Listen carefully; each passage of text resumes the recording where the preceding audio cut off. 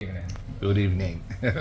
I have some questions from hobbyists on my app, and I think what can we better do than talking about feeding? Yeah. This evening. You're feeling well. Yes. Uh, you see, some people are feeding much kilos every Right. year. Every year. Yeah.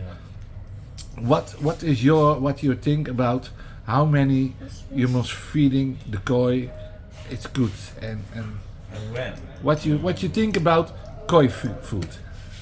Well, for me personally, in terms of koi food, I tend not to use stuff that's too high in protein, like high growth food.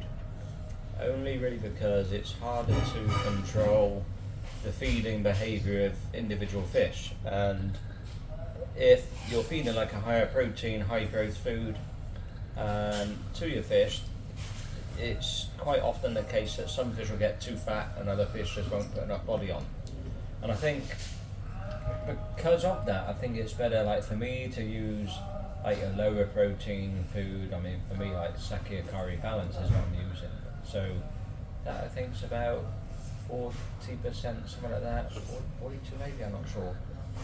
It might be less than that, I can't remember. Anyway, it's not so high protein, but it's easier to raise the fish without fish getting too big, too fat. So that's my preference.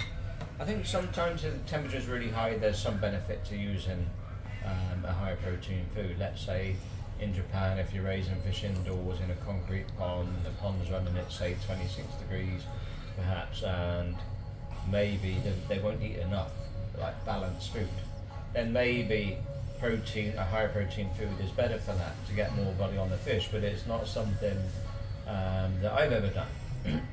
Okay. So yeah. It's not so that you say, okay, I have 10 this size, and I feeding every day 50 grams. Ah, right, okay. In that regard, it does depend. I kind of tend to feed like Matt's way did. I mean, a lot of breeders, they work on, like with a mud pond, 2% of body weight per day of food. And that's fine. In some regards, with young fry, that food rate or feed rate is higher. But let's say Nisai, 2% body weight. If you're raising fish like, for example, Sakai Fish Farm, where you're raising the fish all year round, that feed rate is much lower. It's more like 0.5, 0.8, something like that. It's way lower. Yeah. But it is constant, it's all year round. But for me, it's a case of really watching the fish, watching carefully the body weight of the fish, and if they start to put on like too much weight on the chest, then I think, well, they're eating too much too soon, too quickly. So reduce the feeding. If the fish then tend to put on more like belly on the fish or more eggs, that's usually because of feeding too early in the season. So for me, I would go slower in the early season until, let's say, end of July, that kind of timing, and then I would increase the feed rate. Okay. So that you're putting the food more into growth rather than egg production. Because when you get into August time, the fish will start breaking down the eggs and it's excreting the eggs anyway. And once that process is over and done with, the fish then will just eat so much more food. So that to me is the best timing to really push more food into the fish. And what you think about feeding in the winter? You're feeding your koi in the winter or not? It depends. I mean, I've fed a bit through the winter this year, but not so much because of like All Japan Koi Show and also Hiroshima no Gyosai. I'd stopped feeding for that. Also stopped feeding because of bringing new fish in. Yeah.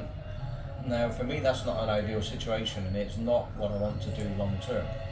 So, at the moment, with just 2 ponds for raising fish in, it's a compromise, and it's a compromise I'm not happy with, because it is like you're stopping feeding when really I do want to keep continuing. Now, I don't personally agree with raising fish all year round, feeding all year round, but in my position here in Japan, actually for getting fish to All Japan Koi Show, one thing that's really important is you do need like a big powerful body.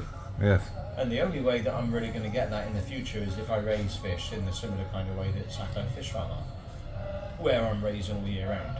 So I think it's more important for me here in Japan to raise fish in a way that's going to be competitive for Tokyo Koi Show than I would do if I was a hobbyist back in Europe. Yes. It's a different way. Normally, in England, you're not feeding in the winter. In England. No, that's right. What I would usually do in England was let the temperature go down to like 12 degrees in the winter and just not feed. Yes. Why? That's what I used to do. Only because unless you're running, let's say 20 degrees plus, there's no real benefit of feeding in the winter anyway. If you let the temperature, if you feed at 20 degrees, you're not going to get much food, much growth rather. But the expense of heating at 20 degrees is going to be high. And likewise, if you said, okay, I'm going to feed to like 18 degrees and heat and feed at that, all that's going to happen is the fish will just get a little bit too fat, and then what happens in springtime, when the temperature comes higher and you start to feed more, the fish then just get too fat. Yeah. So to me it's better to say, okay, that feeding in the winter months at let's say 18 degrees, there's no real growth and there's no real benefit. So better to actually just lower the temperature and just not feed at all. Yeah. I think it's better because at 12 degrees you don't really lose much weight anyway. Yeah. I think also, but you see now more and more new food products, and they say one food for whole the year door.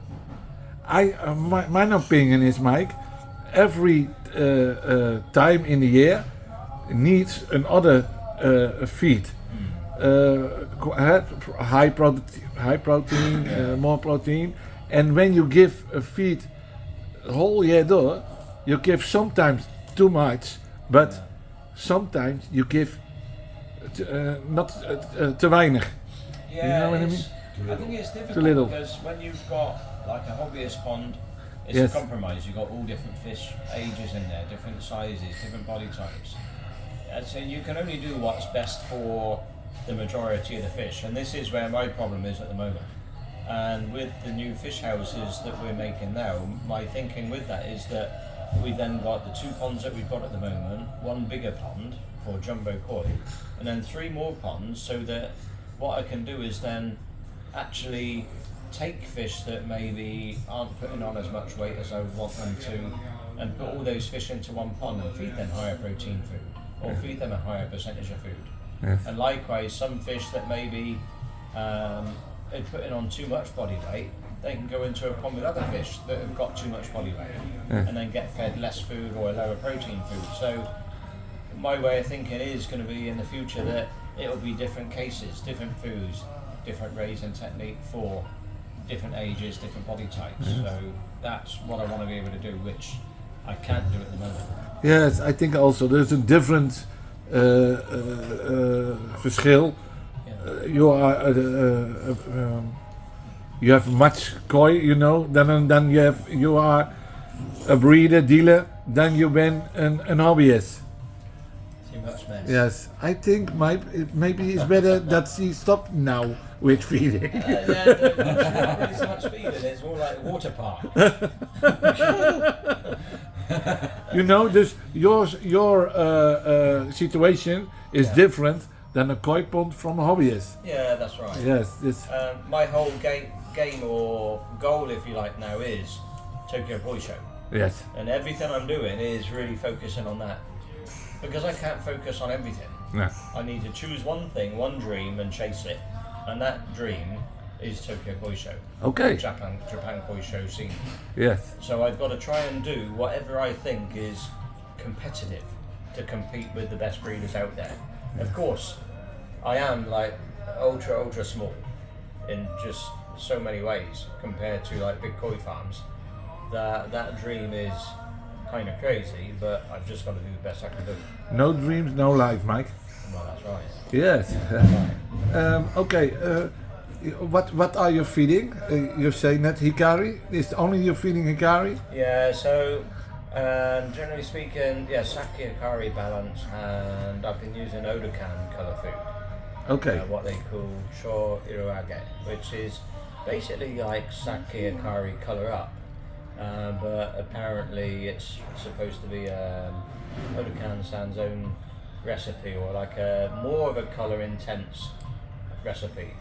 that's supposed to be a little bit better. So I'm using that one along with balance, and I am using colour food all the time. Yes. So it's not a case of feeding it like autumn season or spring season, anything like that. Is all the time. Whenever I'm feeding balanced food, I'm feeding the colour food as well. Okay. I thought many years ago in England, you are not so happy with colour food. Not so much, but that brings me back now to All Japan Koi Show. The fish need to look beautiful inside that hole underneath artificial lighting. So that is really important. The other thing as well, my thinking before is that I didn't really like colour food so much. I used to think that, okay, let the fish just slowly become more attractive as they get older. Now Yes. that colour needs to be more vibrant. The downside is of using colour food is the skin condition is never so good. The skin's quite often a little bit yellow, a Yellow, little bit yes. muddy, that kind of thing.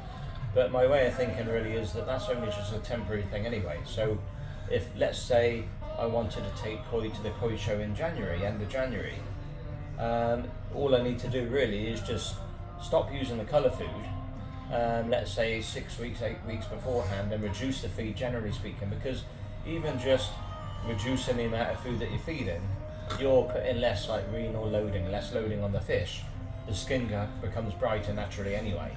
And really, if you want fish that become really, really, really white, the easiest way to do it really is to stop feeding and let the temperature go lower, and just naturally less loading on the body, the skin becomes bright. So the skin condition, because of using colour food, is very much, it's condition, it's not a quality, it's just condition, and it's easy to rectify it. Okay, dus for you not important how much every day you give, you looks to the koi what they need. Yeah, that's right. And that is every time, every day, every week, every month, can and other things zijn. I've always got a rough idea how much I want to feed to the fish, Yes. but then beyond that, okay, yeah, we'll have some of this, shall we? Pretend you're a koi. John wants to know how Je koi ziet het, kijk. Mike oefent veel, hoe die wat kleurvoer. kleurvoer heeft hij. Because we're at the zoo. Yes. Good body. Oh, she's full now. Good body, kijk. Ja. Goeie bouw. Hikari. Okay. You're not a movie star yet, put it away, come on. So, yeah, I know, that's right, yeah, it's a belly button. So, yeah, basically everything I'm trying to do now is trying to be competitive with breeders. So, yeah. Okay, Mike. Yeah. Thank you for your answers. Thank And you. next time we have a lot of other questions. Thank you.